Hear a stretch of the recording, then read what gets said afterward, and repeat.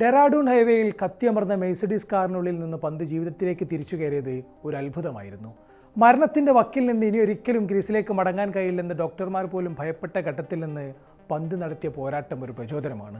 2024 മടങ്ങിവരവ് സീസണിൽ 446 റൺസ് നേടിക്കൊണ്ട് പന്ത് തന്നെക്കുറിച്ചുള്ള സംശയങ്ങളെയെല്ലാം അസ്ഥാനത്താക്കി. പിന്നാലെ 2020 ലോകകപ്പ് ടീമിലും ഇടം പിടിച്ചു. പിന്നാലെയുള്ള 2024 മെഗാലേലത്തിൽ കണ്ടത് പന്തിൻ്റെ ബ്രാൻഡ് വാല്യൂ കുത്തനെ ഉയരുന്നതാണ്. കെഎൽ രാഹുലിൽ തൃപ്തിയില്ലായിരുന്ന സഞ്ജീവ് ഗോയങ്ക ലേലത്തിൽ പന്തിനായി അങ്ങേയറ്റം വരെ പോയി. 27 കോടി എന്ന IPL ചരിത്രത്തിലെ ഏറ്റവും വലിയ തുകയായിരുന്നു പന്തിന് കൊടുത്തത്. പക്ഷേ ലക്നൗ കുപ്പായത്തിൽ പന്ത് നടത്തിയത് IPL ചരിത്രത്തിലെ ഡിസാസ്റ്റർ പെർഫോമൻസുകളൊന്നാണ്. കഴിഞ്ഞ സീസണിൽ 14 മത്സരങ്ങളിൽ നിന്നും നേടിയത് 269 റൺസ്.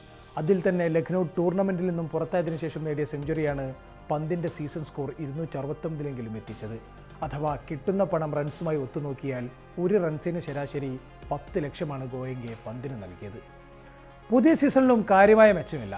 സീസൺ പാതി പിന്നിടുമ്പോൾ പന്ത് ആകെ നേടിയത് 147 റൺസ് മാത്രം. 7 മത്സരങ്ങളിൽ ടീമിനെ നയിച്ചിട്ടും വിജയിച്ചത് 2 മത്സരങ്ങളിൽ മാത്രം. എന്താകും ഋഷഭ് പന്തിൻ്റെ ഭാവി? ഇനിയൊരു IPL ഓപ്ഷൻ വരുമ്പോൾ പന്തിനെ ആർക്ക് വേണ്ടിവരും? പന്തിൻ്റെ ഇന്ത്യൻ വൈറ്റ് ബോൾ കരിയർ അവസാനിച്ചോ? ടെസ്റ്റ് ക്രിക്കറ്റിൽ അഗ്രസീവായി ഞെട്ടിക്കുന്ന പന്തിനെ വൈറ്റ് ബോളിൽ പാളുന്നത് എവിടെയാണ്? നോക്കാം.